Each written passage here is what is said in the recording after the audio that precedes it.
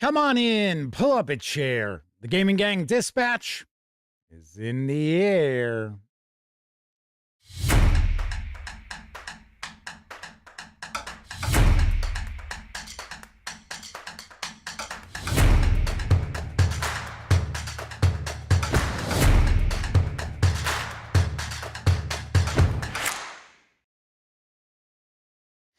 Howdy, gang, and welcome once again to the Duct Tape Studios. I'm Jeff McAleer, your host here at the Gaming Gang Dispatch, brought to you by, shockingly enough, gaminggang.com, of which I happen to be the founder and editor-in-chief. So welcome aboard, everyone. Tonight is Tuesday, August 18th, 2026. This is live stream 1353. If you're not overly familiar with the show, let me point out it's super casual. Just hanging out, talking about the latest in tabletop gaming news. Normally we skew very heavily into role-playing games. And then sometimes I'll tackle a topic, or maybe I'll take a first look at a game. Every once in a blue moon, I might review a game live.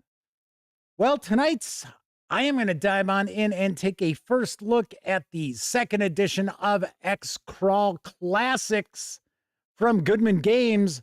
Look at this hefty volume here. I picked this up at Gen Con because Goodman Games has a $10 core book special that they do at conventions. I can't tell you if it's every single convention or not that they're attending, but I can't tell you they do it at Gen Con. So this was the one core book that I did not own, so I picked it up. We'll talk a little bit about that in a bit, but of course, we will dive on into the news first. Now, of course, when you're not watching videos on the channel, be sure to visit thegaminggang.com for all the latest in tabletop gaming news, reviews, and a whole lot more you are never going to find here on YouTube. You know the drill. Get your geek on at thegaminggang.com. Then, of course, because this is a live show, that means there is chat available. Now, you must be a subscriber to the channel for at least an hour before you can take part in chat. But if you check that box and you want to say howdy, maybe you got a question, a comment, fire away. I will do my absolute best to respond. Let's see. First out the gate tonight is Keithulu, a good friend of the show. The Madman is with us. Also happens to be one of our chat moderators. He's sitting there cracking his knuckles right now in front of his monitor or TV or tablet or phone. Well, okay, so if he's holding a phone, it's pretty difficult to crack your knuckles, but you understand what I'm getting at. Yes, let's see who else we got. Semper Buffo's with us, Grouchy Lenny, and Mark Hawkswell, the lovely and talented Miss Sarah D, who is our other chat moderator, is also with us tonight. Welcome. So Keith Ulu, I guess, has not seen the new intro. Yes, I rolled that out after I got back from Gen Con, just like we have the new logo. It's very similar to the old logo, but I thought, we spend way more time now talking about role-playing games, which is great. Don't get me wrong. Less time talking about board games. So I thought, rather than having the two 6-sided dice behind TGG, let's put a couple of 20-siders back there. So that is the new logo. Yes. Very nice. In fact, you probably even, depending on how big the screen is you're watching this on, might have seen the logo pop up in the what's known as a lower third that showed my name. So there is that. Something else I want to mention, somebody had commented on a video that it should be the Gaming Gang is on the air, not in the air. And the reason why I say in the air is because it is an old radio phrase. So the broadcast would be in the air because the signal is in the air. So, in fact, wasn't the Mercury Theater? There was Mercury Theater of the Air. Because I was going to say, I know it wasn't on the air. Yes, Mercury Theater. Hey, if you ever want to enjoy some really good old-time drama, old-time radio drama, it is excellent. Grouchy Lenny says, well, also the Phil Collins song. That's right. Should I bust out the drum solo? Dun, dun, dun, dun, dun, dun. I saw Phil Collins in concert. I saw Genesis twice in concert, Phil Collins once. Yes. Madman says, in the air tonight. Great song. Very interesting song, too. I guess the divorce that Phil Collins went through prior to that inspired like his biggest hits. So, yeah. All right. So let's dive on into the news because Modiphius Entertainment is going to begin taking pre-orders for a couple of Discworld board games. It's going to start on the 20th. Tonight, let's talk a little bit about Reader's Digested, a Discworld board game. Reading week has arrived, and panicked wizards in training have descended on the unseen university. And as assistant librarians, players must restore order and escort the wayward students to the exam hall. This is a licensed reimagining of the Eurogame Blue Moon City by Reiner Knizia. Reader's Digested is a 2 to 4 player game taking 60 minutes to play. Available to purchase will be a standard version as well as a deluxe edition, which is going to include upgraded components as well as rules for solo play. Pre-orders are also going to include a bonus game tile to be added to the game. That is all I know about this. Dead serious. Now, the rumored MSRP is $99.99. I cannot possibly see the standard edition having that MSRP. That has got to be the deluxe edition, which I believe you might be looking at the components to right now, because I think it might be expanded out. So I would think maybe we're looking at an MSRP of around $59.99 for the standard edition. Just taking a wild guess. I wish this was an all-new design. Not that I've got anything against Reiner Knizia, outside of the fact that he does reskin his games a lot. I don't know if, what is it, Blue Moon City? I don't think that has been remade into umpteen different games in the past. But yes, I would have preferred to see this be a brand new design. But if Blue Moon City was a good game, well, then hopefully Reader's Digested will be as well. We should be seeing a copy of the role-playing game any day now. I did reach back out to my contact over at Modiphius Entertainment because I was kind of surprised I haven't seen anything yet, because she had actually emailed me right after Gen Con saying, hey, I'm going to send this. I think it's 3 things. I don't think it's 4. I'm going to send these out to you. I was like, oh, okay, great. And then I haven't seen anything. So I reached out and she said, yeah, the warehouse has the order. I'm like, oh, it's one of these deals. Yeah, like the poor folks over at Chaosium Inc. Their warehouse is just the worst. They'll have an order for like 10 days before they get around to shipping it out. All right, let's see. We've also got Josh Torbert with us tonight, as well as Captain Finity Time Travel Police, and Danny Gable has also popped on in. Welcome to you all. Moving right along, now available in print for Warhammer 40,000 Wrath and Glory. Actually, I should say it's Warhammer 40,000 Roleplay Wrath and Glory. I'm talking about Sons of Rus. And here's the latest from my friends over at Cubicle 7 Entertainment. We are the fury of the storm and the pitiless wrath of endless winter. The Space Wolves are space marines like no other.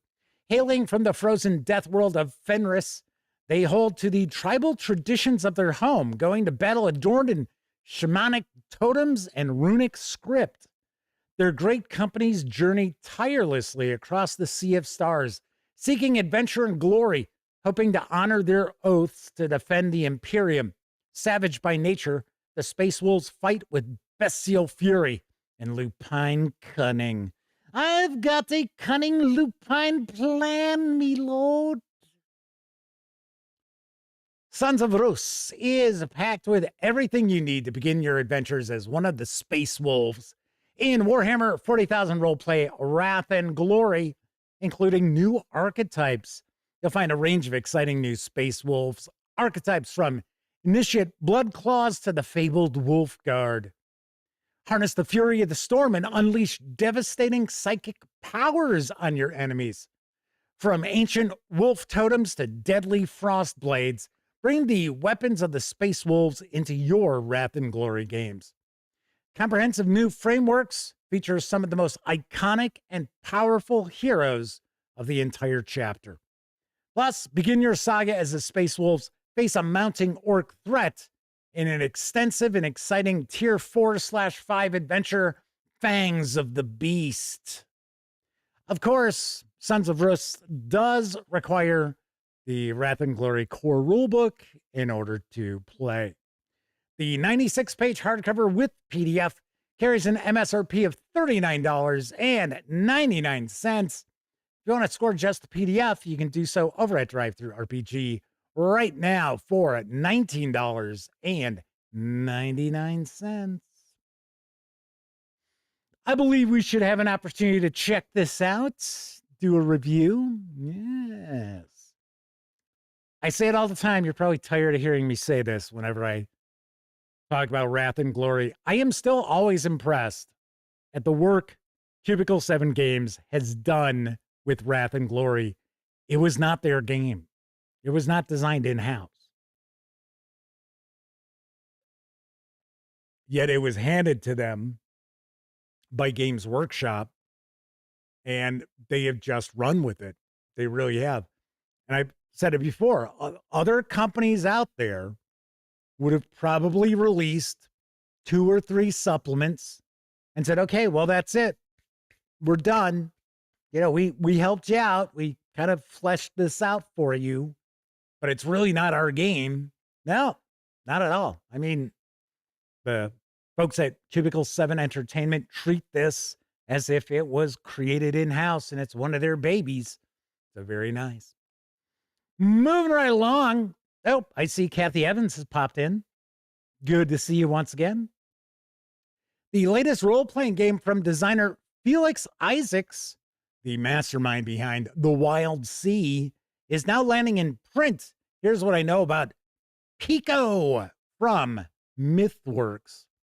Pico, Pico, Pico, Pico. Yeah, it's a deep cut. That's a very deep cut. I bet most of you are out there going, what was that? All right, so here's what I know about Pico. Tiny bugs in a big world. Pico is a tabletop role-playing game for 2 to 6 players where you play as tiny bugs banding together to explore, make friends, and solve mysteries. Let me tell you a story. There was a night many, many years ago when everything ended. Bugs aren't that great at writing things down, so nobody really thought to record the particulars of the event, but the effects were lasting. No more pesticides, no more deforestation, no more fish hooks or bait boxes or fly paper. Pets ran free from newly quiet houses, and roach motels showed nothing but vacancies. The world hadn't suddenly become safe. There was still stoats to contend with and lizards and snappy little plants. A bug might still meet their end on the beak of a bird, or if they were particularly unlucky in the lottery of life, under the playful claws of a feline deity. But it had become safer, and though bugs may not be great at recording history, they're pretty damn good at making the best of whatever situation they find themselves in. So bugs, on the whole, flourished, and the world opened up to them in return. The 366-page hardcover of Pico is arriving in stores. It carries an MSRP of $59.99. The PDF is available right now over at DriveThruRPG for $24.99, and I would absolutely love to get my hands on this.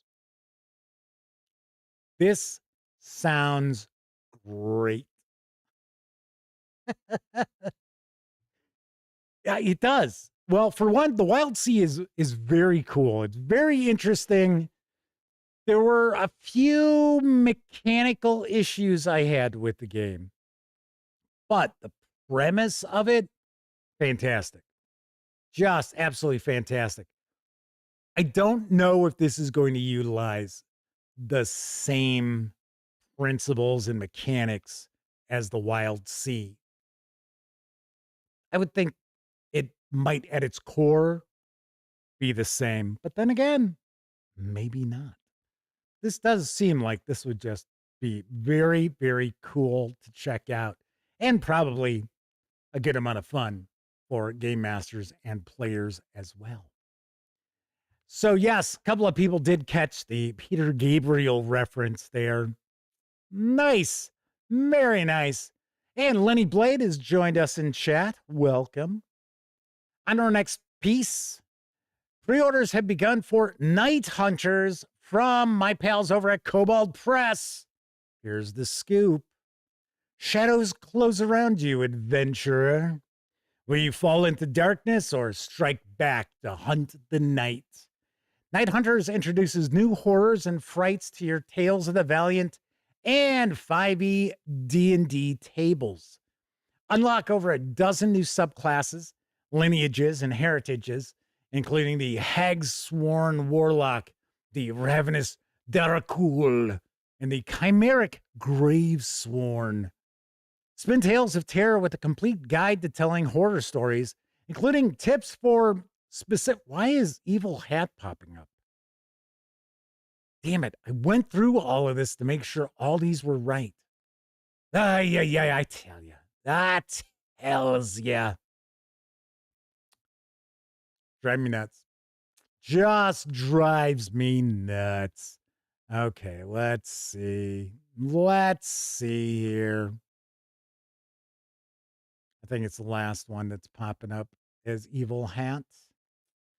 Anyway, Spin Tales of Terror with a complete guide to telling horror stories, including tips for specific genres, safety tools, and the art of building tension. Embrace the horror with new dread and shadow mechanics that reward the very brave and the very foolish. You'll find a rogues gallery of dread villains to plague your party. Dragon liches, murderous mansions, vampire queens, madden toy makers, fallen angels, and more await you. Uncover all this and more within the pages of Night Hunters. Steel your nerves and pray for the light. Horrors gather. Heroes stand ready. The 257-page hardcover carries an MSRP of $49.99. Keep in mind, this is a pre-order. It's not out yet. It is $59.99 bundled with the PDF. The PDF will be priced at $29.99. And I do believe it is coming out in retail next month. I believe it's probably mid-September. There is no exact date that Kobold Press had released, at least as of this morning.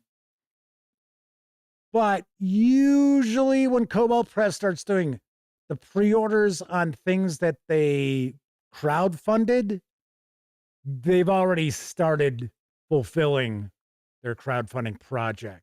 So, like I said, I would take a guess about a month from now is when you will see it. And I will take a wild stab in the dark that I will have an opportunity to check that out and share a review. Speaking of Kobold Press, tomorrow I'll be sharing my review of Hastening Doom. Of course, it's separate video, not live. In fact, no show tomorrow. I'll talk about why in just a few moments. So yes, check this out. Hastening Doom is available as a PDF. You actually can't get this softcover. But still, I share a review of the 6-level mega dungeon. Moving on to our final news piece. There's a fun-looking old-school styled release from Inkwell Ideas. It's now available in print and PDF. I've got the lowdown on Rock and Roar. Whoops, there we go. Rock and Roar is a bestiary of 54 new monsters inspired by classic rock songs and bands. The concepts of most creatures are riffs based on a band name or song title, such as Eyes Without a Face, Freebird, and Twisted Sisters. Each monster's actions and lore may pay further homage by alluding to lyrics or other aspects of a band. Rock and Roar has 2 versions, one with the stats for Old School Essentials and the other for Shadow Dark. Not only does each creature have game stats, but each includes a short origin or ecology, like the old Dragon Ecology articles, and a chart or 2 of useful tools and options for that creature, inspired by the Monster Overhaul. Each creature gets a full page, so we have room for original art, the stats, origin/ecology, and extra charts. But wait, there's more! Also included is a setting map for the Land of Confusion. Hey, speaking of Phil Collins and Genesis from earlier, with locations like the Stairway to Heaven, Casbah, the Great Wide Open, Paradise City, and many more. Plus, there are magic items with concepts based on Rolling Stones, Message in a Bottle, Lucky Star, and 13 other classic rock references. I don't know if I would count Lucky Star as a rock song. It was a super popular song, but I don't know if I'd call it rock. Finally, there are 8 mini quests of 2 to 4 pages each, using most of the monsters in the book. The 88-page hardcover with PDF in the flavor of your choice can be had for $34.99 over at Drive-Thru RPG. The PDF alone is priced at $11.99. That is a nice price on that there in PDF. Very cool. Very cool. All right. So Laconic Lane points out that they picked up Hastening Doom at Gen Con and they honored the digital copy. Interestingly enough, Kobold Press doesn't include a free PDF with their purchases. So I would take a stab that Laconic Lane got the PDF because that was the deal that backers got. That he got the physical book and PDF for one price.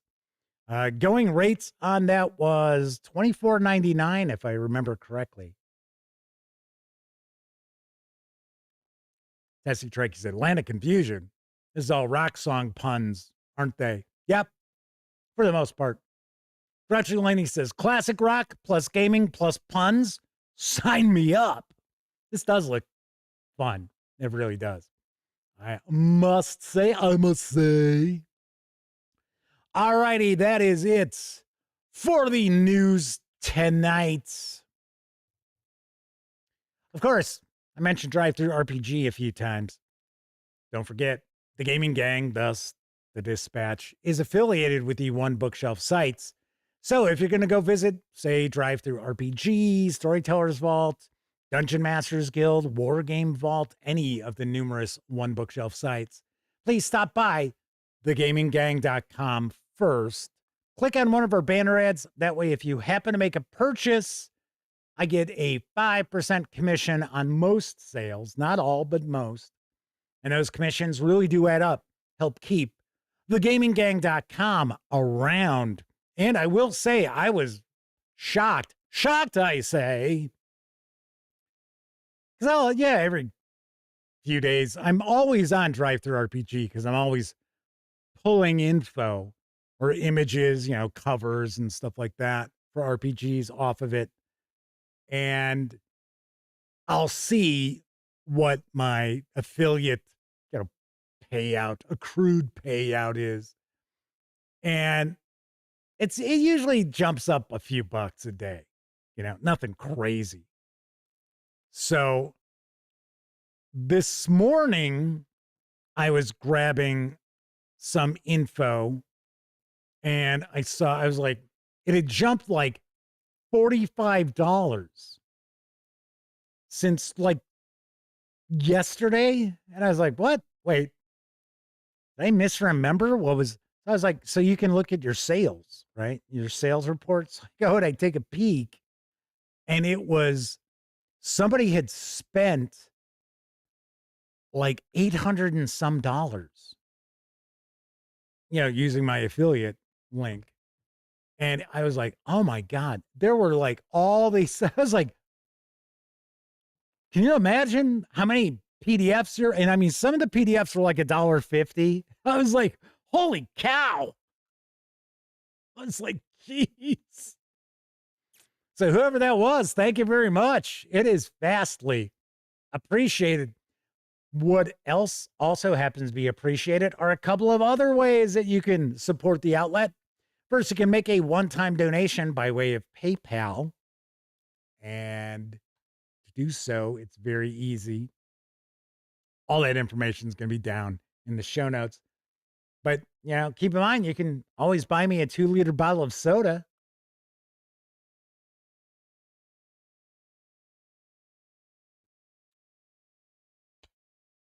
Lip smacking good. Wait, I guess that's not lip smacking, huh? And of course, you can also become a monthly member of our Patreon. Yes, all that info is down in the show notes. Also, down in those show notes, you're going to find an invite link to our Discord server. Absolutely free to sign up. So be sure to hang with the gang over on Discord. And I always give a shout out to our Patreon members during the live streams. And for some oddball reason, my teleprompter is not showing me the correct information here. I tell you. But thankfully, I have it someplace else. So a big thank you to our Patreon members, Ben Oathwaite, Koval, Kevin R. Smith, Talzek, Peaceful Porcupine, William King, The Tabletop Scholar, Sean O'Donnell, Herman Lutman, Gustavo Cavalho, Kevin King, Game Cat, RPG Munch, Tier 2 DM, Faradrift, Pete Stracklich, Dan Webb, Tessie Trekkie, Agile Monk, The Madman, and Flint Fireforge. Thank you all very, very kindly for your monthly support. Yay. It's like, geez, running around like, hey, how did that get in there? Wrong slide. Get that out of there. It's like, wait a second, where are all my Patreon members? Well, where did their names go on this? What the hell? Anywho, so tonight we're going to dive in. We're going to take a look at XCrawl Classics 2E from Goodman Games. Probably going to be a big show because this is a big book. And I do want to kind of take a bit of a dive into it, not just be like flip, flip, flip. Although I will take a guess that a huge portion of the page count is going to be devoted to spells, just like the Dungeon Crawl Classics core book. So probably flip through those fairly quickly. Anyway, That's coming up in just a few moments. So no show tomorrow because we are celebrating my nephew Cameron's birthday. It is his 25th birthday on Thursday. So I thought Thursday was going to be the day that I was not going to be doing a show, but he has to work. So we are going to celebrate his birthday tomorrow. So no show. And I was like, okay, well, he understands if I don't make it, you know, because it's not really that huge a deal. As long as he gets his gift, he's all good. Anyway, but I was like, well, I didn't do a show when it was his sister's birthday, so I don't want to be like, well, yeah, so I was able to not do a show for Madison, but for Cameron, no, sorry, man, I can't make it. Yeah, that wouldn't be very cool. So, Boomerman Dan Webb is hanging with us. The aforementioned Tabletop Scholar is also popping on in. Yeah, you may notice most of the time you'll see that a good number of the folks who are monthly Patreon members also happen to be people who hang out and chat a lot. Just happens to be a thing. It's a thing. Anyway, so no show tomorrow. There will be a show on Thursday, and we're going to take a peek at the Vast Grimm starter set. Yeah. Got a copy of this from Brian Shutter at Gen Con. So we're going to take a peek at this. Should mention my review for Dragonbane Book of Magic is up. Doing okay. It's doing all right. Pulling people in. That arrives in stores next week. Later on tonight. No, it's behind me. Is my review of the Traveler High Guard Update 2022 from Mongoose Publishing. And as I already mentioned, tomorrow, probably late afternoon, you'll be able to check out my review of Hastening Doom. Tessie Trekkie says, everyone has a starter set these days. As long as it's a good, solid starter set, I say more power to them. I want to see starter sets. Give people an opportunity to dip their toes into a game without making a huge investment.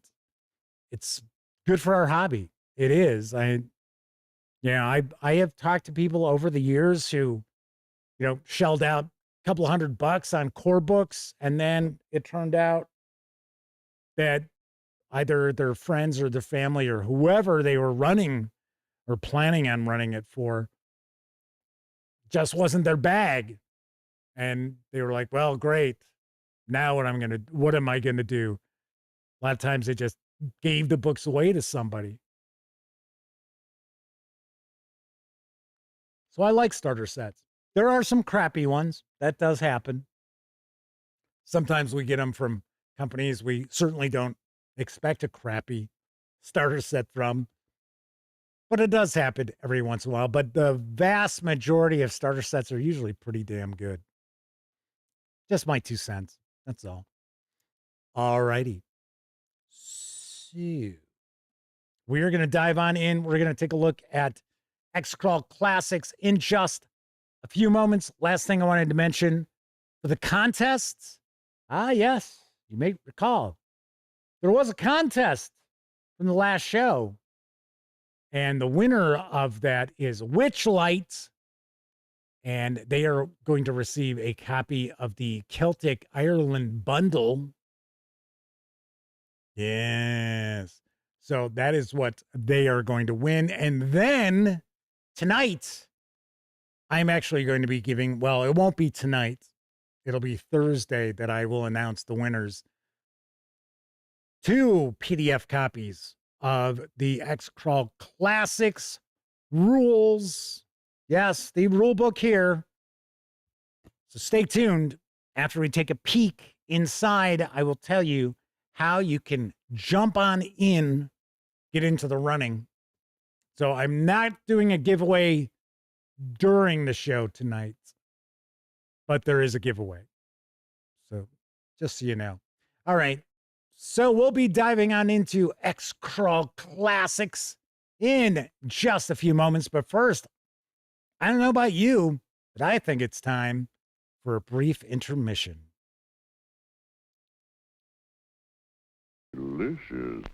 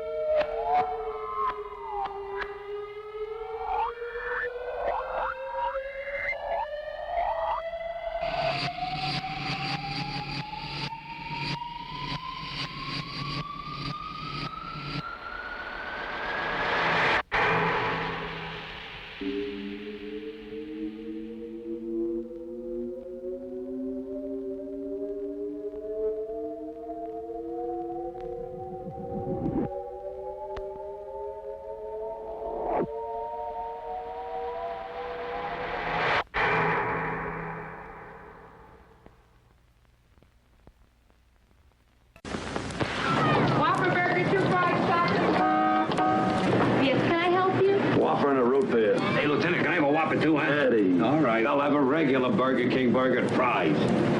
Oh, look at him make that Whopper with all that pure beef. Why can't I have a Whopper, Lieutenant? You got one. That's exactly why you can't.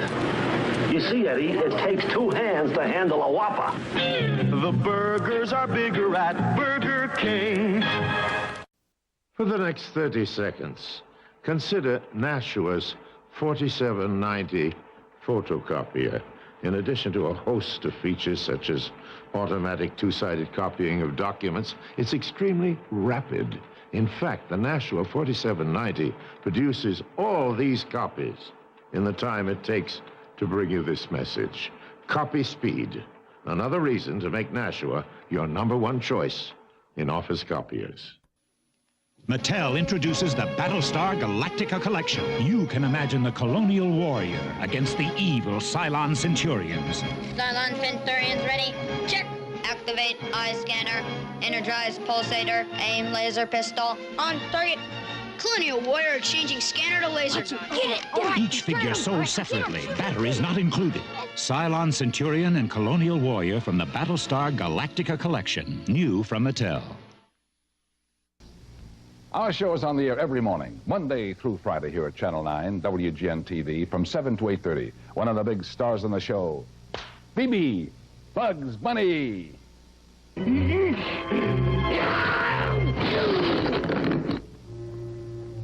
plans are ruined! Garde! Les saboteurs! Les spies! Ye Old Ray Rayner Show, 7 to 8:30, Monday through Friday on Channel 9.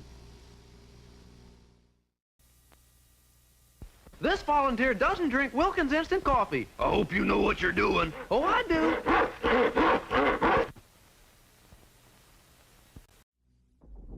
Tell us about the League. Are they really so good? Better than you can imagine. He's too good. 100 stone! He must have played in the League.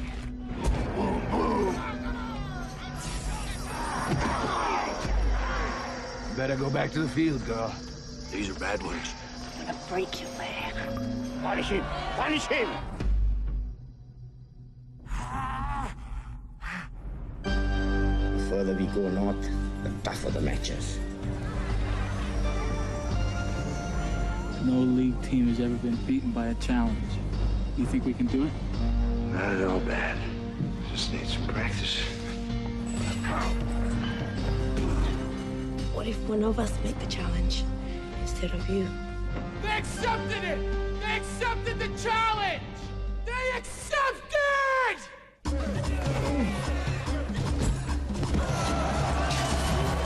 I've never been so scared before.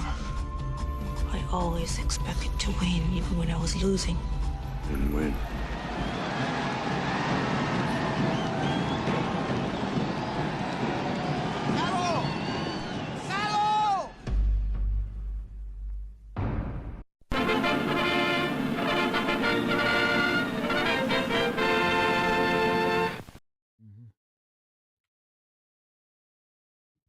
Yeah, Rutger Hauer, yeah. I've seen that movie. Now, that movie is known by 2 titles. Salute of the Jugger. I don't think that was the title of it when I saw it. I want to say I saw it. It was Blood of Heroes. It's actually pretty good. And this is a period of time when Rutger Hauer was usually a villain. So it's kind of cool to see him as, he's not really an anti-hero. He's not like, oh, I'm a really good guy or anything like that. But he wasn't like the baddie. He's the hero of the story. He and what the hell? Her last name's Chen. Julie Chen? I don't think she's been around for years and years. Anyway, it's a good movie. You can definitely check it out. Might even be on like Tubi or something. Might be on YouTube, I think. I think it is on YouTube. You can watch it for free. Good action scenes, I will say. All right. So tonight, we're going to dive on in and take a first look at the 2nd edition of XCrawl Classics from Goodman Games. This is written by Brendan J. LaSalle, the 360-page softcover. I think it's 360. Let's double check. Oh, no, it's 388. I don't know where I got 360 from. That's why when I saw the 360, I was like, wait a second. Oh, maybe that's what Drive-Thru RPG claims it is. Grouchy Lenny says, their wife said it's Rosalind Chen. No, that's not her name. I'm sure it's not that. Go, Rotten Tomatoes. It's, they should have Blood of the Heroes. Anywho, so the 388-page softcover carries an MSRP of $29.99. Thank you, the madman Joan Chen. That is it. I know it was with a J.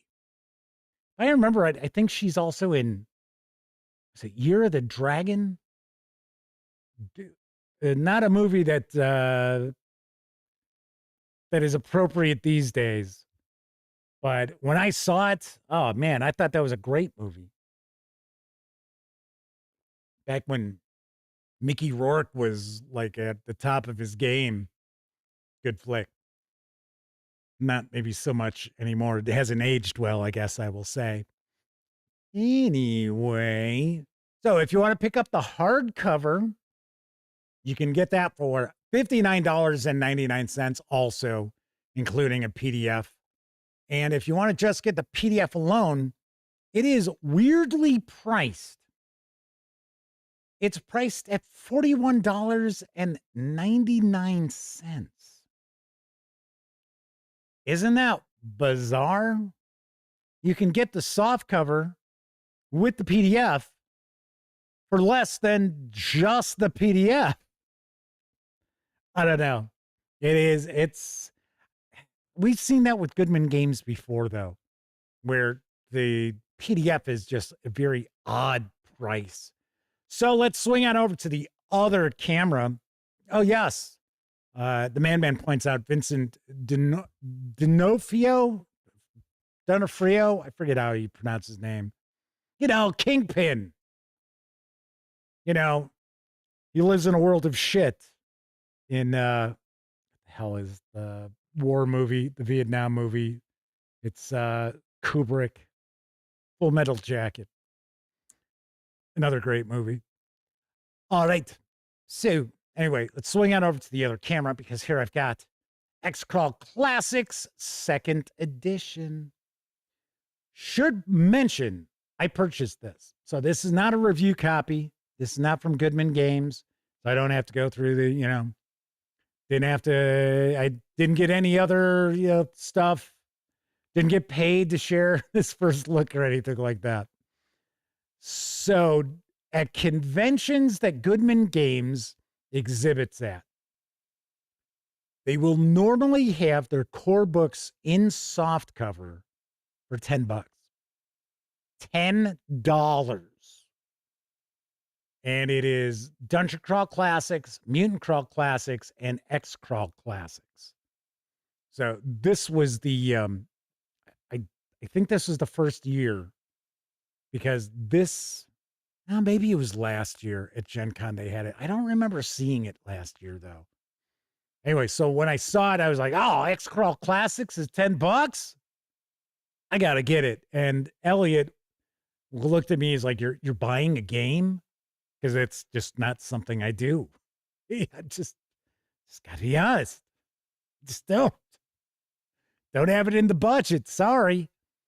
So I said, hell yeah, for $10. In fact, a couple of years ago, Elliot bought Dungeon Crawl Classics core book for $10 because he was like, oh my gosh, $10?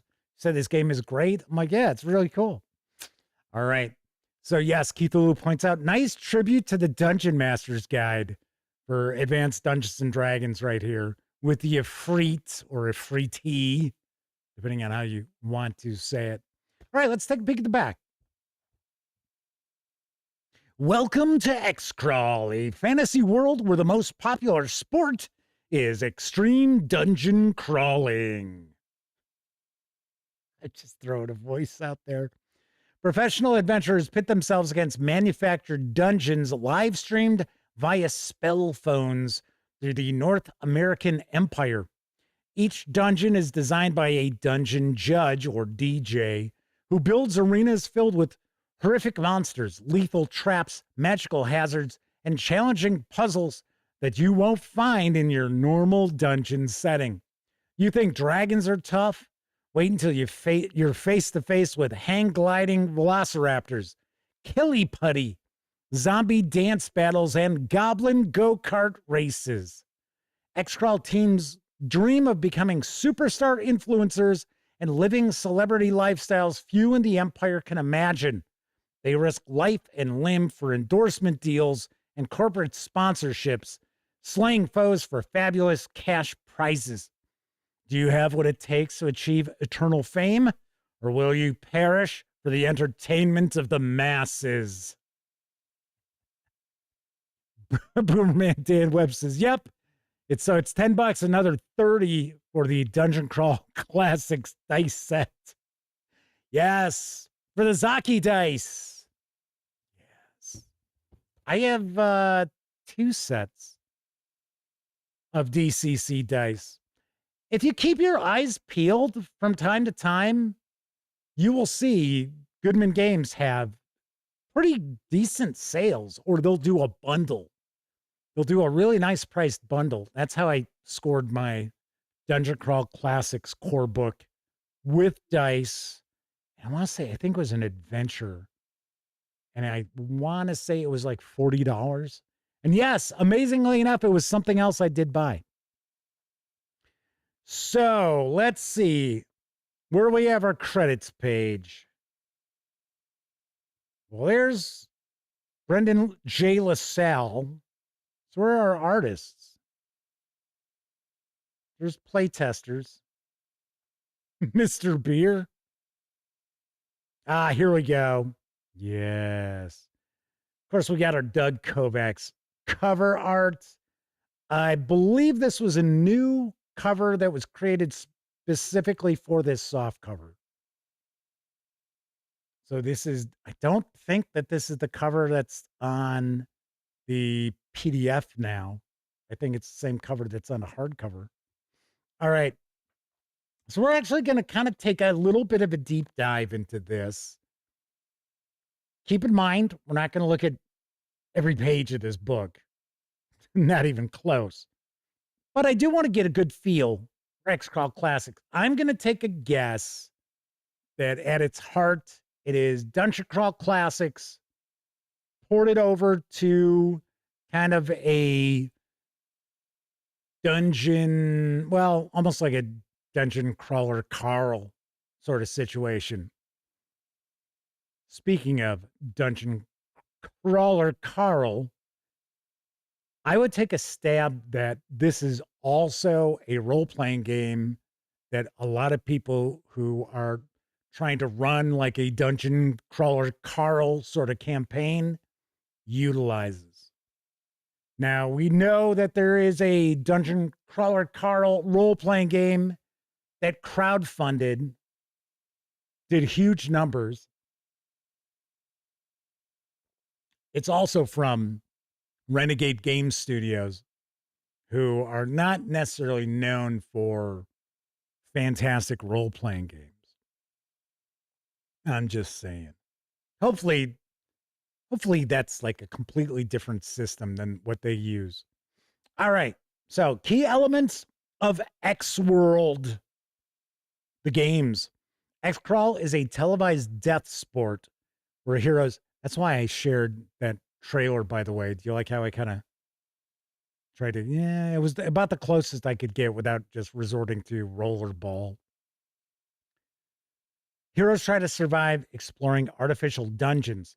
Players take the roles of professional dungeon challengers, aka crawlers, tough as nails athletes, hard-hitting brawlers, spell-weaving blasters, lethally sneaky specialists, divinity channeling messengers, house-rocking jammers, battle-mad half-orcs, fey-touched gnomes, and more. They face the challenges set forth by the dungeon judge, or DJ, who designs a dungeon full of dangerous creatures, perilous traps, deadly obstacles, and incredible treasure.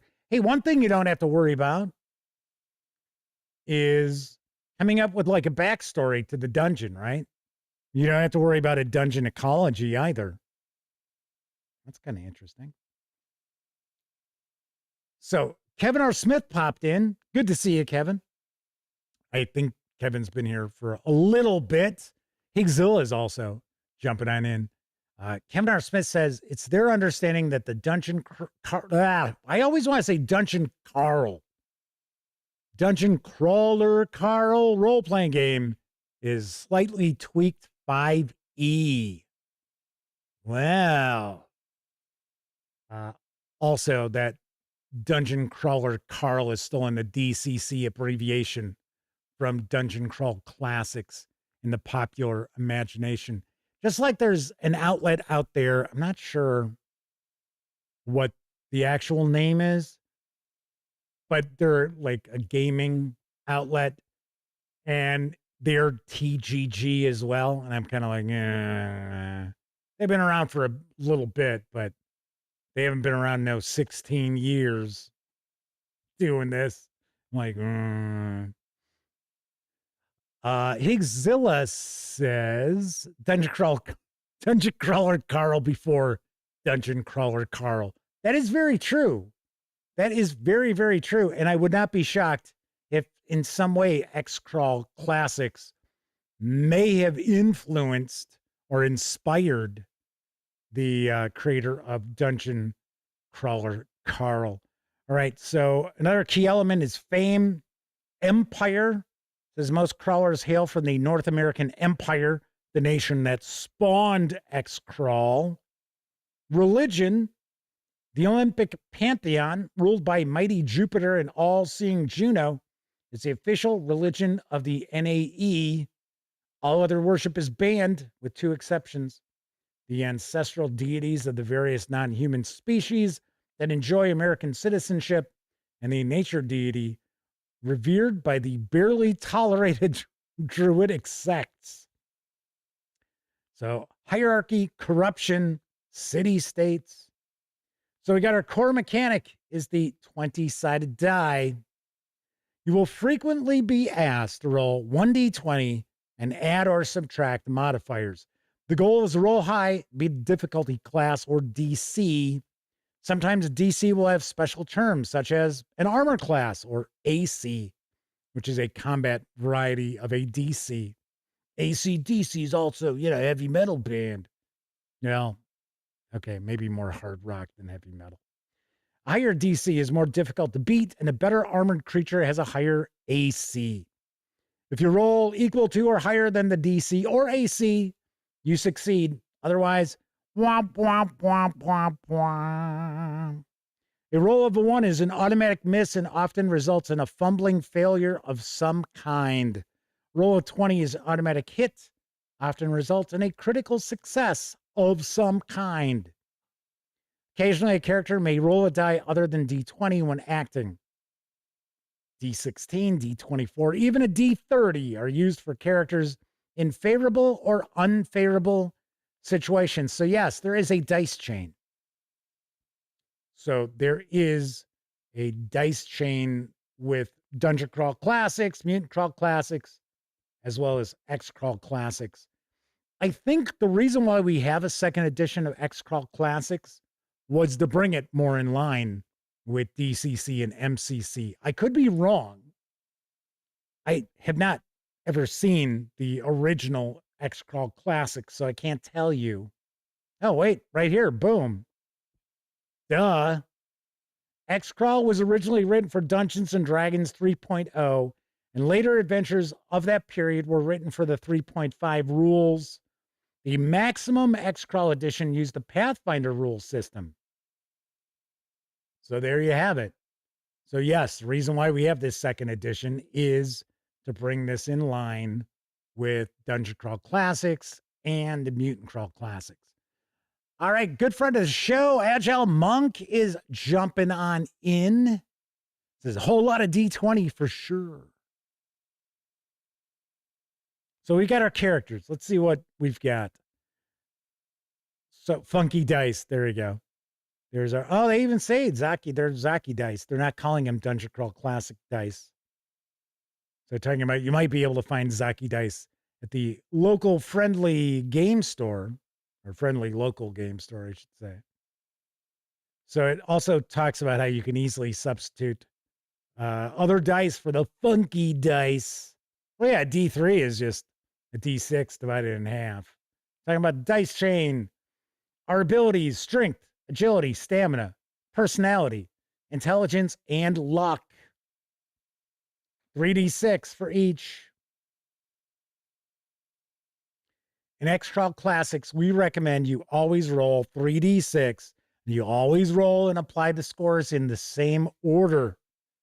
You do not roll more dice and drop the lowest die. You do not use a point-based buy system, and you do not assign ability scores in any order other than that described above.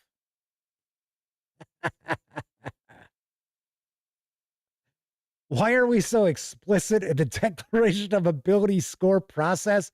Yeah, they're taking it actually pretty seriously. Because you are an experienced gamer and you know many other ways to determine ability scores. The open beta process for Dungeon Crawl Classics RPG revealed that ability score generation is the very first rule to be overridden by many players. This is your game and you should feel free to adapt it as you wish. We do encourage you to try at least one game using the straight 3d6 down the line method. That's funny. And yes, Boomerman Dan Webb points out Lou Zaki died pretty recently. It's within the last couple of months. Our saving throws. So we have three kinds. Fortitude, reflex, willpower. Same thing. You're going to roll your D20, add or subtract your modifiers, and then compare the result to a target number, or in this case, it is the difficulty class. So we got languages, 0 level. I think this book has, Kevin R. Smith says Lou Zaki's been dead a couple of years. Who was it that recently passed? Was it, oh gosh, now I can't remember his name. From Chessex? Is that who I'm thinking? Anyway, I believe we have a funnel in this book as well as a first level adventure. So we got occupations. Sword fighting lessons don't pay for themselves. Every professional X-crawler has to have some way to pay the bills before their big break comes. Whether they learned alongside their family or studied under a master, a character's former occupation provides a set of skills. These skills may be useful to a character only as a fallback when they emerge crippled from the dungeon. They are useful nonetheless. These skills also include training in a weapon of some kind. Roll percentile dice on table 1-3 to determine a character's background. Okay. So accountant, baker, bank teller, barista, delivery person, flight attendants. And okay, so this is where you get your races, your species, your heritages. April 15th is when Lou Zaki passed away. Okay, yes. I was going to say, oh my gosh. I'm thinking it's fairly recent. It's been 2 years. Man, time really does fly, but man, they would really be flying. Kevin R. Smith says, yeah, they just looked it up too. And for some reason, it seemed longer ago. Anyway, I was going to say, it looks as if this is how you're going to get the opportunity to play as a demi-human. So we got gnomes, half-elves, half-orcs, halflings. We've got dwarfs. We do have elf, the elf ne'er-do-well. Wizard's assistant, nurse, odd job person. So normally, with Dungeon Crawl Classics, they're not going to sit there and have like a huge list of skills. It's supposed to, because remember, even though this really isn't OSR, and no one at Goodman Games ever claims Dungeon Crawl Classics, Mutant Crawl Classics, or XCrawl Classics are OSR, but they still do have, obviously enough, an old school mentality. So with the skills, it's to give players and game masters kind of an idea, right? So if your character has a background as a flight attendant, so probably you would think, okay, so they're pretty good at keeping people in line and getting people to follow instructions, stuff like that, right? So as opposed to, oh, well, I've got the charm skill and I've got this skill. And so after playing your character in the movie they make of your adventure, choose an actor that will be playing your character in the movie they make of your adventure and record that on your character sheets. That's pretty funny.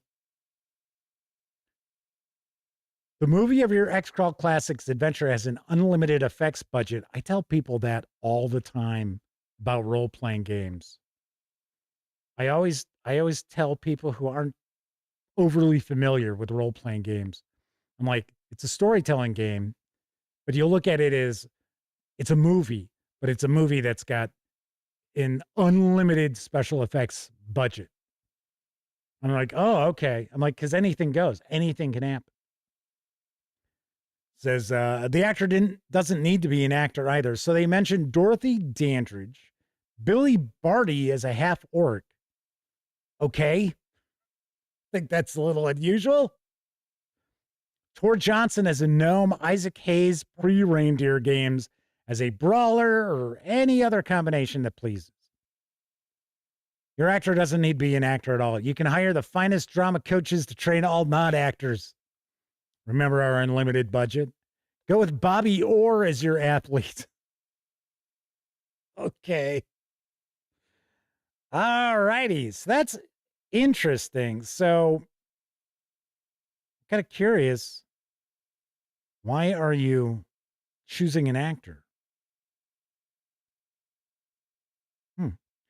It says regional variety across all species is given in the world of XCrawl. Players should feel free to play any sort of species, nationality combination that pleases.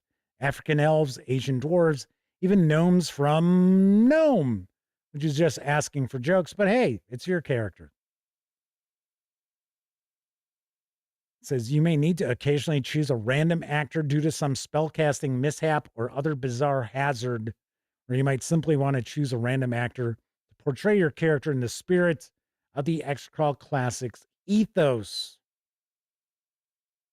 All right. Okay. So it's giving you some ideas on how to choose a celebrity. One is go to IMDb and look for the date and see who was born on that day. You can roll a d20 to choose. Okay. Randomly determine a player. Ask what the last movie they saw in the theater was. Randomly choose an actor from that movie. Or just go ahead and choose Donnie Yen or Zoe Saldana. All right. Okay. So we got our level advancement, XP. XP in Dungeon Crawl Classics games are pretty low. So here to go from level 0 to 1 is 10. From 1 to 2 is 50. So you don't get loads and loads of experience points. So it's not a situation where you're like, oh, so I get 2.4 million experience points. I'm 27th level. Levels 1 through 10. Here's the classes. And then we're going to look at each one because this is going to play into our contest. So we got the athlete. You are the most dynamic, acrobatic, unstoppable kid on the playground. You still are, only your new playground is full of things with claws and teeth and evil magic. I wonder if did they get mighty deeds? So you had a training die, grappling. Then we got the blaster. From a young age, you felt the singing of magic in your blood, heard voices from the outer darkness that spoke to you in waking visions of power and dominance. But you aren't some pointy-headed geek haunting libraries or trying to read spells in the clouds. Yours was not the path of memorization and dusty cosmic arithmetic. All right. So they get spell casting. They get a blaster die, which is part of their spell check. So they will roll a d20 plus personality modifier plus their blaster die, which is going to increase as they go up in level. It's going to start as a 1d3. We do have spell burn, just like we have in Dungeon Crawl Classics. So you'll have a supernatural patron. Got mojo. I believe that is another like experience points. I think it's something else. I think it's probably got to do with your fame. Next up, we got the brawler. You live for the fight. There are plenty of adventurers out there who want to be clever and outwit monsters or zap them from across the room with arcane whatever, or pray to Olympus for help. That ain't you. You came to hit something. Monster, man, demon, whatever. They've got mighty deeds. There we go. Nice. It's one of the things that sets Dungeon Crawl Classics apart. I'm pretty sure it's in Mutant Crawl Classics too. It's something that sets the fighter as well as the dwarf apart from every other character, is they can perform mighty deeds. So they can do stuff that's basically, outside the realm of like game mechanics. Danny Gable says they love Brendan's writing. Yeah, this is fun. This is pretty fun. So we've got that Loco Crazy Good Soda.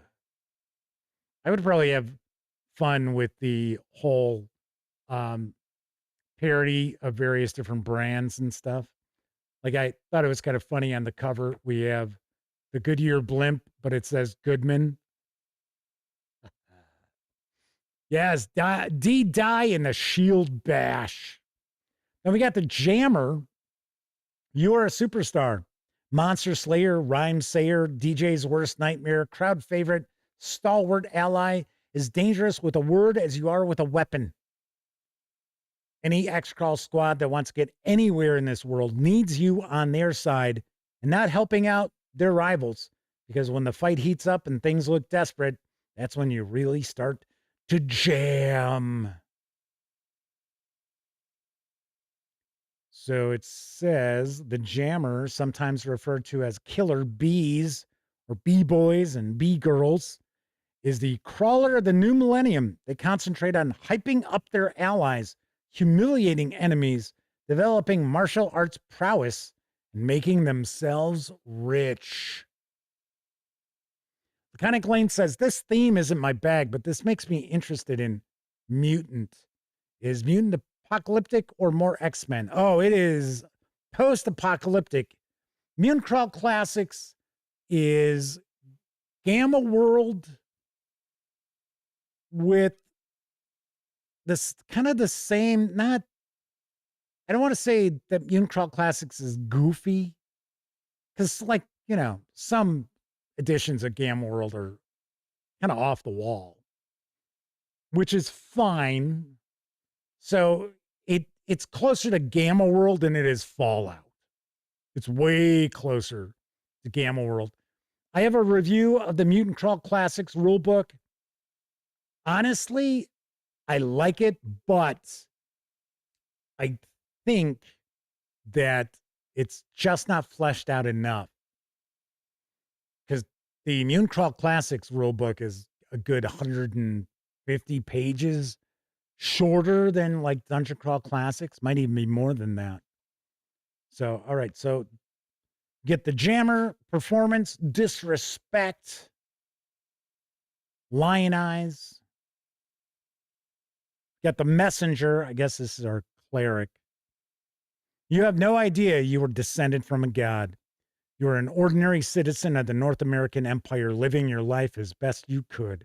XCrawl called you like it did with so many restless youths, but you never gave it any serious thought. That is, until a deity appeared in a dream that seemed to last for years. So they should also get some spell casting, I would think. So they have Scourge damage when they fight unholy creatures. They've got Holy Act, so they can perform amazing miracles. So I would take a guess we'll probably have a miracle section. They can lay on hands. And yes, one of the things with like Dungeon Crawl Classics, and it looks like it's the same here, is with clerics, or in this case, the messenger. If you're trying to heal another character, their alignment actually comes into play. So if they're the same alignment, you get a whole lot more healing power.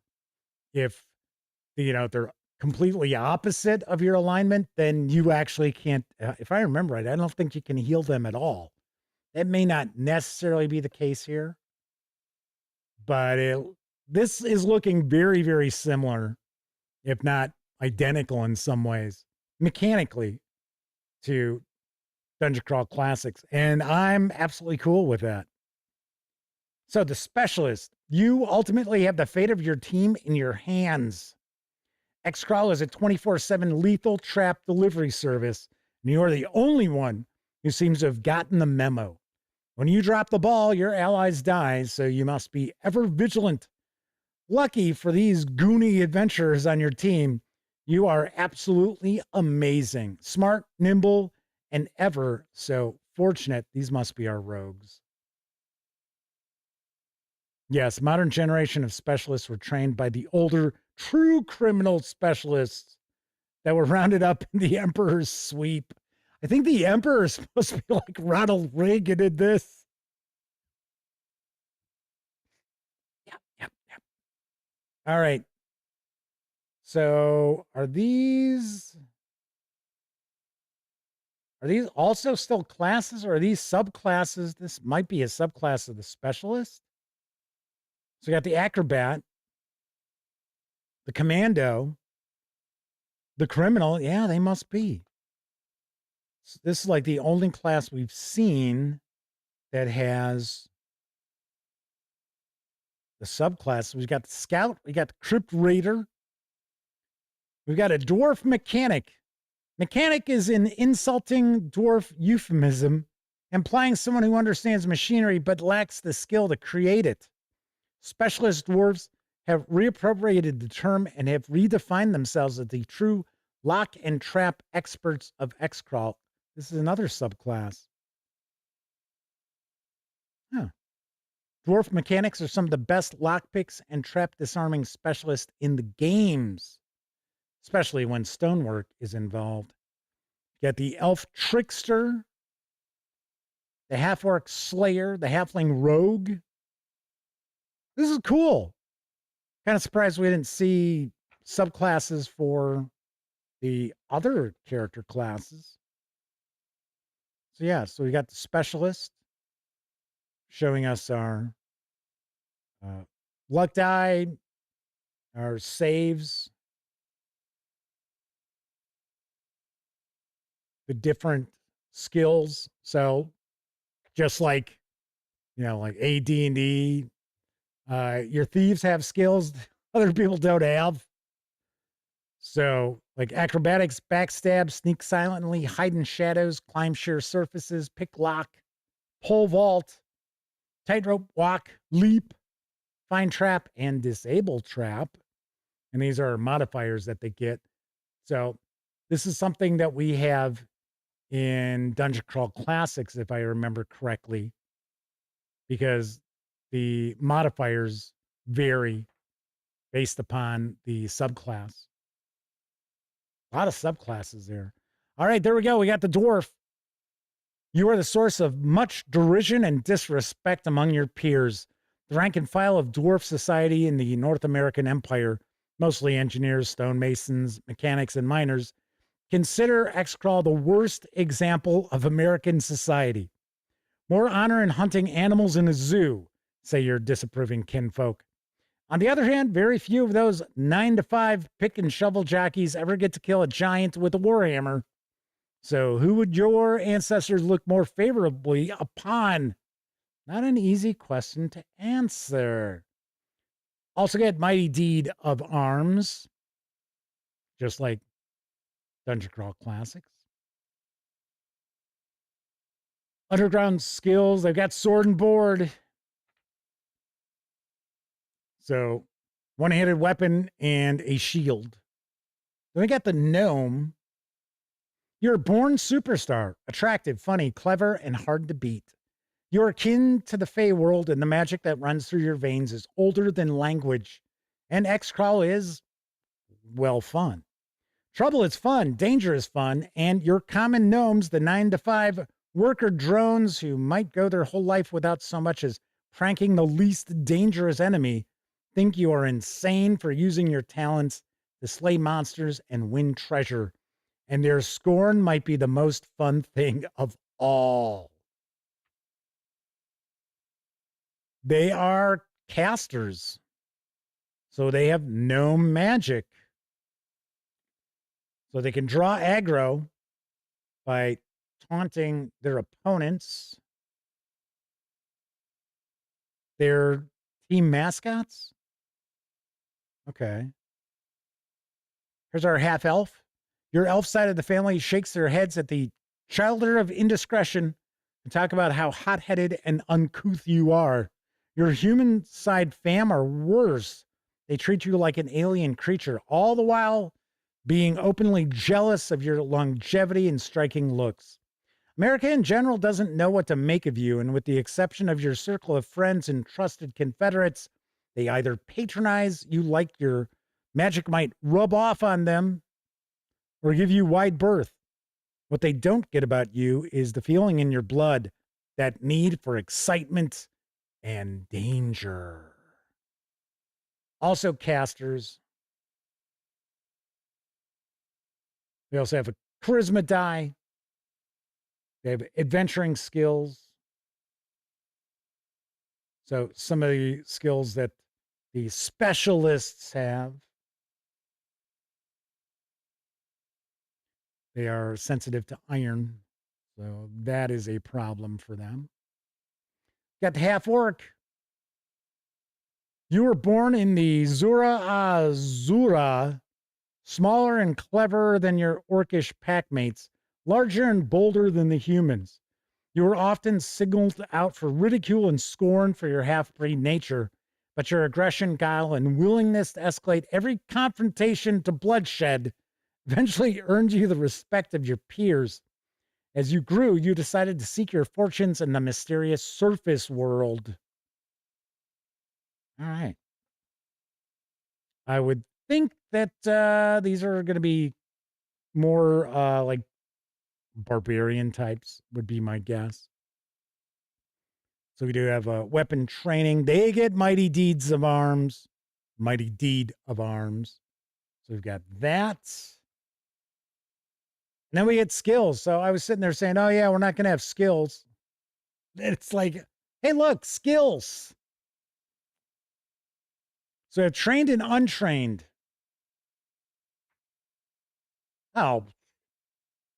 Okay, so we aren't going to have a big list of skills. Why would they? It's like chapter 2, skills. And it's like, okay. That's it. 2 pages. Trained skill check is a D20 plus any relevant ability modifiers. For example, a former cab driving athlete commandeers a car and tries to skid around a rampaging water elemental. Driving is obviously in their background, so they get to make a trained skill check. In this case, 1d20 plus their agility modifier. An untrained skill check is a d10 plus any relevant ability modifiers. For example, an aristocrat who has never tasted beer wants to impress the PR rep from Iron Goat Beer with a few choice words about their new Pilsner. It's not impossible, but unlikely. So the aristocrat rolls a d10 plus her personality modifier for this skill check. The judge can modify a skill check as they see fit with input from the player in circumstances where the character may have been exposed to certain skills. Using our above example, if the cab driver had to perform the same maneuver on a motorcycle, the judge might rule that they make the skill check using a D16 rather than a D20. Likewise, if the aristocrat argues that their family owns an advertising agency, and they might have once represented a commercial brewery, the judge might give them a +2 on their D10 untrained skill check. So yes, the skills are as I explained. That threw me when it's like, oh, it's a chapter on skills. I'm like, oh, that's changed. So we also have knowledge making skill checks. So the DC for knowledge checks. So if you're trying to recall the name or something, it's a D5 or DC5, I should say. And like the name history of extremely rare crawlers and DJs, the name of an extremely rare monster, history of rare magic prizes, the weaknesses of rare monsters would be a DC 20. All right, so now we're going to get into equipment. We're going to start skipping more pages here. So we get descriptions of equipment. So do we have firearms? I wonder. Yeah, we do. Rifle, pistol, revolver, shotgun. All right. Then we got armor. Sexy leather gives you a +1 armor class bonus. There you go. Same as armored leather. So there you have it. Okay, so here we got combat. Where are we in? What was this? Oh, more equipment stuff. Real estate. The Million Gold Piece Club. Real world real estate is so outrageously complicated that this entire book wouldn't be long enough to even simulate the house buying experience in fantasy role-playing game terms. This is an extremely simplified version that should work out just fine for your campaign. That is, I'm digging this. I really am. So far, I can tell this is a game that knows what it wants to be. And it's not afraid to just kind of not be silly, but be humorous, be wise-assed, actually. So we've got marching order and combat formation, initiative. So in low-level play, especially with large masses of zero-level characters, use group initiative. At higher-level play, when each player has no more than 1 or 2 characters, use individual initiative by character. And it is your D20 plus your agility modifier. And then it goes highest to lowest, counting down. Actions. Character has 1 or more actions each round expressed as action dice. Most characters have 1 action die, which is a D20.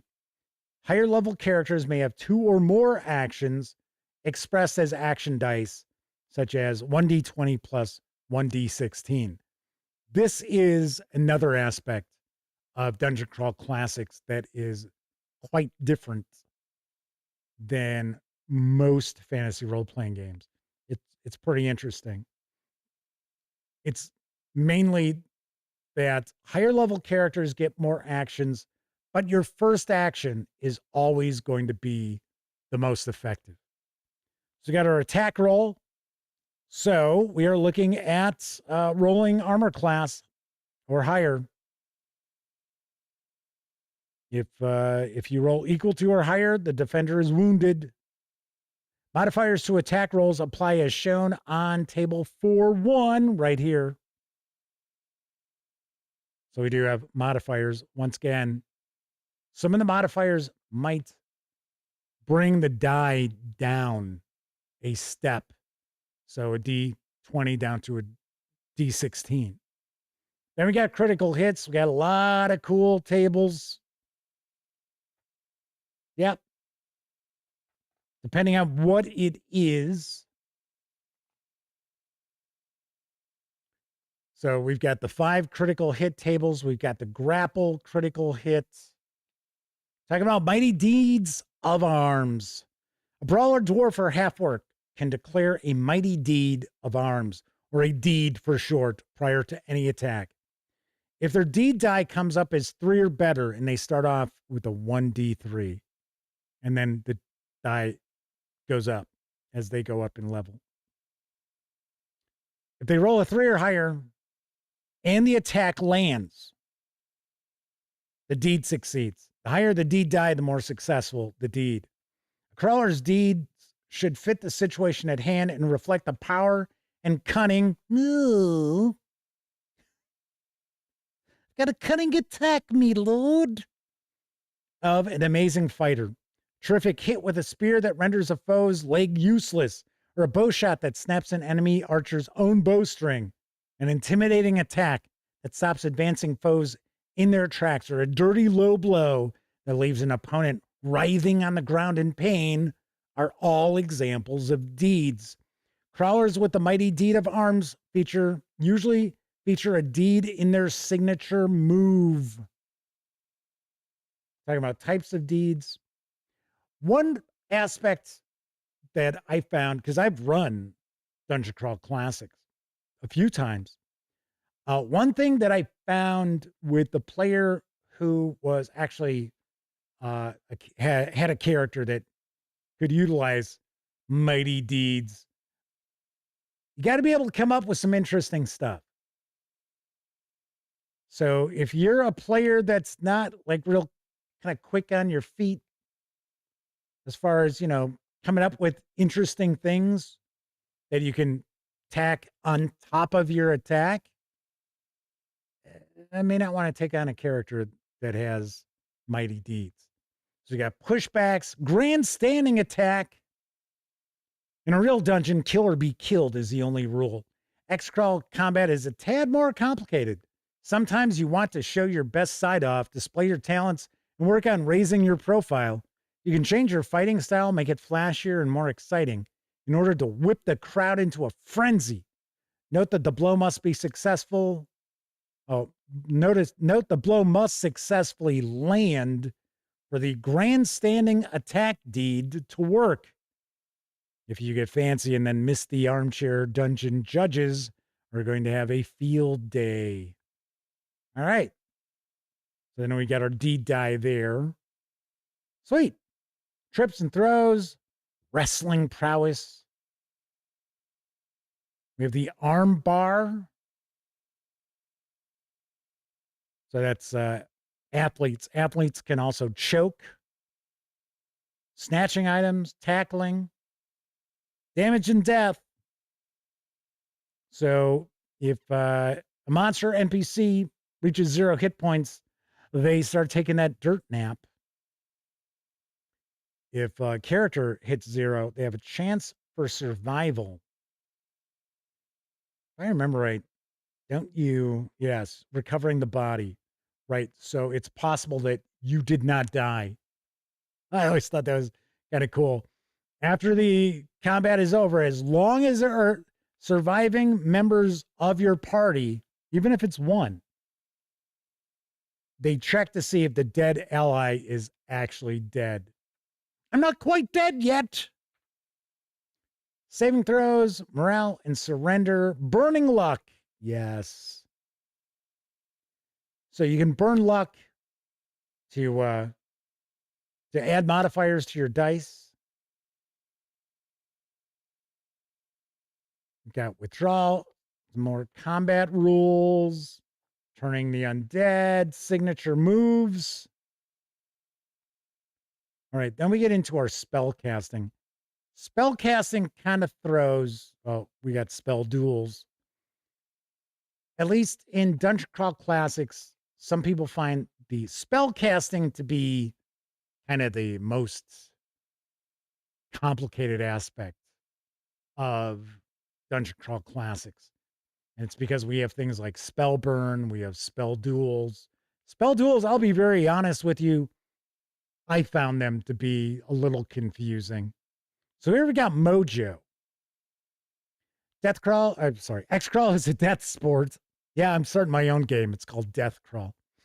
XCrawl is a death sport. Participants must utilize every possible advantage and resource to simply survive. Teamwork is invariably a factor. Crawlers put their lives into the hands of their teammates in every room of every event, and the bonds that are forged between PCs is comparable to soldiers during wartime. XCrawl Classics has a mechanic that represents this undeniable phenomenon, Mojo. Mojo represents the unconscious power of teamwork that makes the team greater than the sum of its crawlers. At start of play, every PC of at least first level begins with 1 Mojo point. Mojo points can be normally added to the following dice rolls. Action dice for attacks or spell casting, including a messenger's holy axe, skill checks, or ability score checks. So it looks like you can't use them on saves. You can never spend your Mojo points on yourself. You can only give them to your teammates.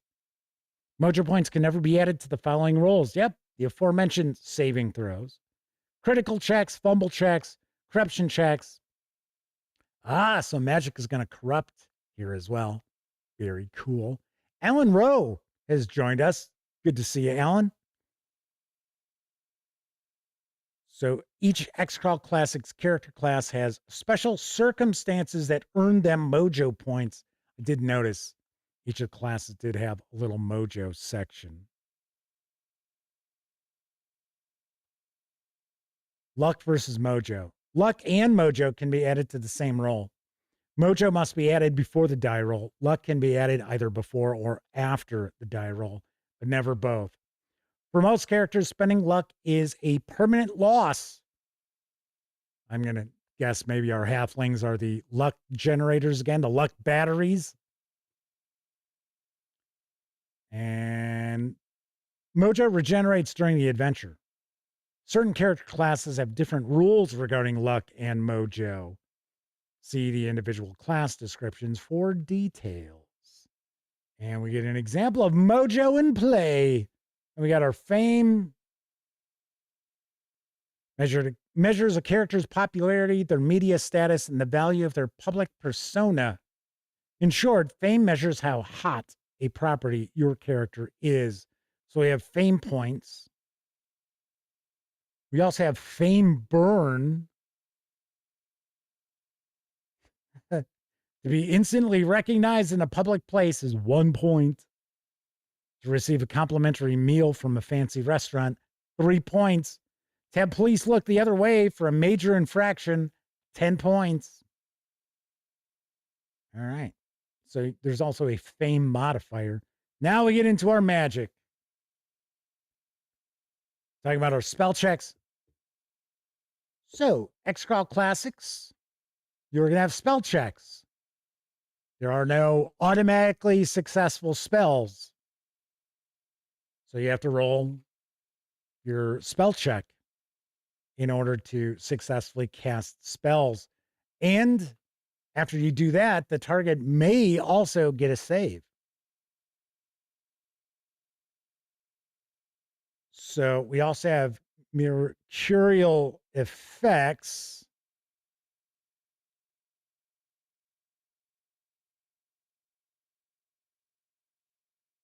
I'm trying to remember what that is. Right, so Cosmic Caprice determines the nature and practice of any individual's arcane endeavors. Seemingly nonsensical factors such as the alignment of stars over the day of one's birth, the unfathomable whimsy of the gods of Mount Olympus, the syllabic rhythm of one's cosmic true name. All of these and factors even more inscrutable and strange govern one's ability to cast magic spells. As a result, the effect of a magical spell varies according to who casts it. Okay, so when you learn a new spell, you have to determine its mercurial magic, how it manifests. For some reason, I was thinking it was, I guess I'm thinking of corruption, because magic corrupts. So there's a very sword and sorcery angle to magic. Speaking of corruption, use enough magic and one day it will change you permanently. So in Dungeon Crawl Classics, there's a cool image and it's of a magic user. And it's like, I think it's like 6 stages. And they go from being like this cool, hip looking guy to this just humanoid monsterish thing with tentacles and stuff. So here we get into our spells. So we've got our deity disapproval. Then we're going to get into, yes, our spell results. And this is the section that takes up a huge amount of space in Dungeon Crawl Classics. And it looks as if it does the same here. But the thing is, even though magic for Dungeon Crawl Classics, and it looks like here in XCrawl Classics as well, tends to be a bit more complex and a little more time consuming, I guess I'll say. It's very, very interesting. Now, some people absolutely love the various different tables for spells, and other people don't. Because every spell has a table that you're going to roll on. So as you can see here, Eagol's wizardly weapon is level 2, range is self, duration varies, takes an action to cast, and gives you a breakdown of what it is. You're going to roll to see how it manifests. So you're going to roll this die before you ever even cast this spell. So when you learn the spell, then we got corruption. So if you have to make a corruption roll, we got that. We got misfires, which, if I remember correctly, it's if you roll a 1. And then you've got what your die roll plus your level plus your modifier totals up to. And then you also have spell burn. So you can actually burn points from your attributes to add numbers to your die. That's why usually in one-shots for Dungeon Crawl Classics, you'll have characters spellcasting characters just blow off like a huge spell burn because they figure, well, you're never going to use this character again. So all of these are spells. All right, then we get into the games. This is I'll be very interested in. There you go. So I was right. Ronald Reagan is the emperor. This is Emperor Ronald. Well, Emperor Ronald the First. So maybe he's not still emperor. I bet you this is just going to be a whole lot of fun. Just like there's a setting for, honestly, I think it uses Dungeon Crawl Classics, not necessarily Mutant Crawl Classics. It's America with a U. All right, so is this our, I think this is our GM. Yep, judge's rules because the Game Master is a judge. So we got patron spells. So see, more spell tables here. Got quite a lot of them. So you'll have a patron, and the patron will give spellcasters additional spells that only their patrons will get. So magic items. Some of the artwork's kind of funny here too. Then we get into monsters. Well, look, Kiss Cam. It's Gene Simmons. All righty. Clown snacks. The paradox of monsters in X World. On the one hand, this is the mass media age, and everyone has seen monsters on TV. On the other hand, monsters are inherently weird, and they are endless variants of them even before DJs start kitting them out to make them as strange and unpredictable as possible. Use the monsters in this section as suggestions and examples. While these would be common monsters that would appear in XCrawl contests, there will always be regional variants, hybrid creatures, deceptive monsters that appear to be one sort of thing, but are in reality a very different sort and similar. Exceptional cases should be the norm in X World.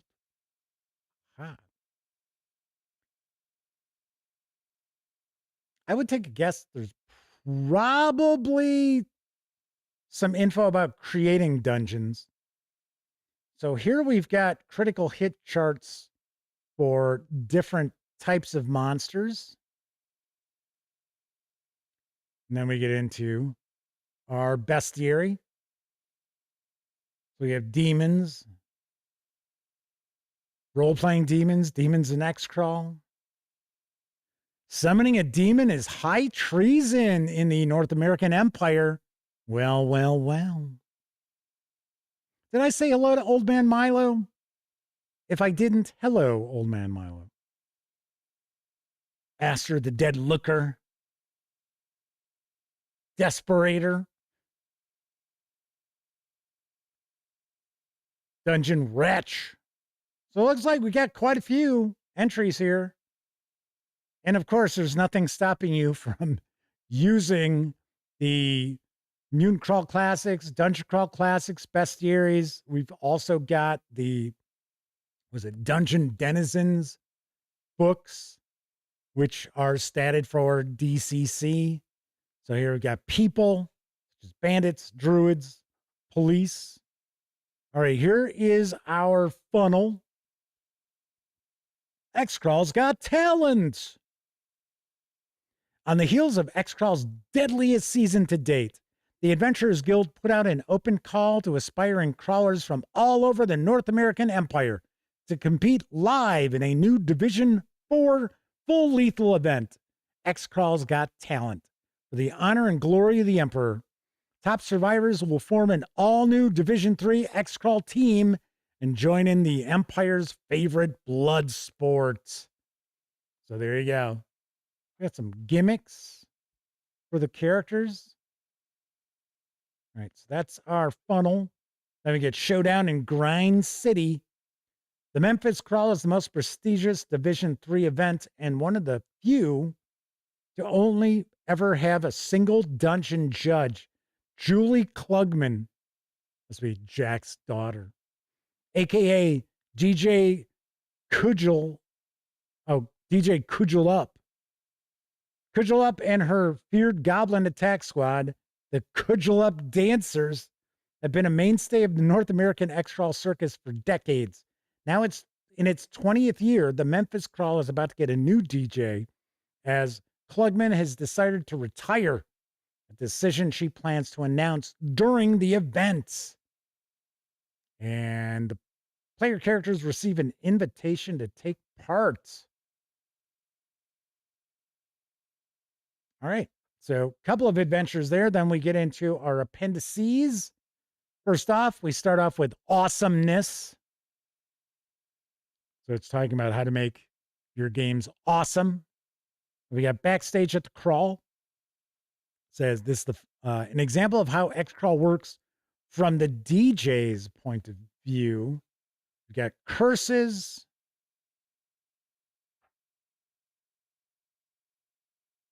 Here you go. Design your own XCrawl adventures. Okay. Poisons. 100 adventure ideas outside of the arena. So it looks as if not all of the role playing that goes on is going to be just in the dungeon delves. And then we've got inspirational and educational media. Your mileage may vary. So there you go. Look, Blood of Heroes right there. See? Hey, there you go. Mad Max Beyond Thunderdome, ESPN Sports Center, Gladiator. Says really every Gladiator movie is an influence. Space Hunter Adventures in the Forbidden Zone. Series 7, The Contenders. I'm not familiar with that. Sports Night. Yeah, I remember that show. Star Trek Episode 54, Bread and Circuses. The Upright Citizens Brigade, Season 3, Episode 10, Pro Thunderball. And Fear of a Black Hat. Video games, pop culture, music. Hey, I don't see any books.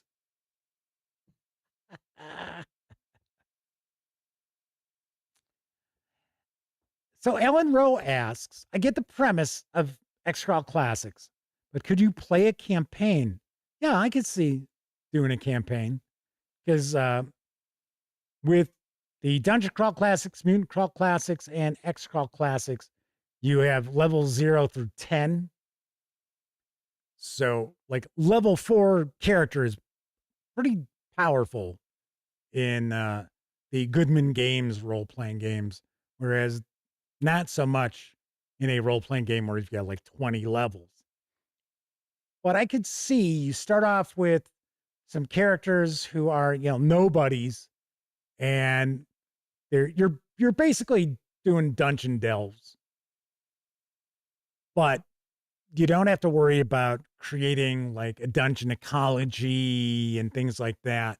So yeah, so I could see where you've got your XCrawl team that you're working with. Yeah, I could easily see that.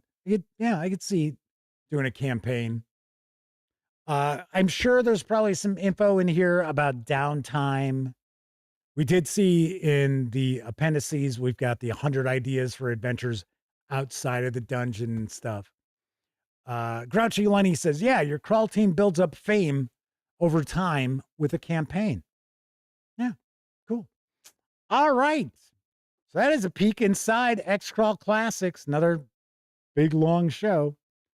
This is from Goodman Games, and I will have a review in the not-so-distant future. And I know you're sitting there thinking, wow, my gosh, look at how big this book is. It's going to take Jeff forever. Remember, probably half or more of the page count is spells. So the reality is the core rules and everything, very, very concise. Same with Dungeon Crawl Classics. It's got a big, like 400 plus page book, but the majority of it is all the spells and like patron spells and stuff like that. So critical hit tables. So the actual rules of the game, 15 pages. Seriously. I mean, there isn't much to it. We saw the core mechanic. Roll a d20, use your modifiers, look at a roll equal to or higher than a DC, a difficulty class, or an AC, the armor class. Then, of course, you know, your weapons do damage and you roll your damage, apply those hit point losses and take it from there. Pretty cool. So I'm looking forward to checking this out. Just reading through the little bits and pieces, it looks like this is going to be a very fun read. So there's that. All right. So once again, if you tune in a little bit late, no show tomorrow. I am off celebrating my nephew Cameron's 25th birthday, but I will be back on Thursday, and we are going to dive in and take a first look at the Vast Grim starter set. So looking forward to this. No dice inside, but it's okay. No big deal. I got dice. So, all right. Also, if you have not checked out my review of Dragonbane Book of Magic, be sure to check that out later on, probably in the next hour or so. I will have my review of Traveler Highguard Update 2022 up and live. And then, even though there's no show tomorrow, you will get a video.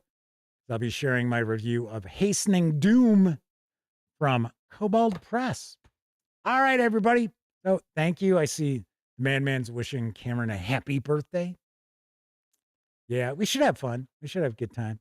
I got something. He thinks he's getting one thing from me, but it's not what he thinks. He thinks he's getting I think he thinks he's going to get the starter box for Kings of War. I've got something else up my sleeve for him. I think I'm going to hold on to the Kings of War till Christmas. So he doesn't watch this. He doesn't know.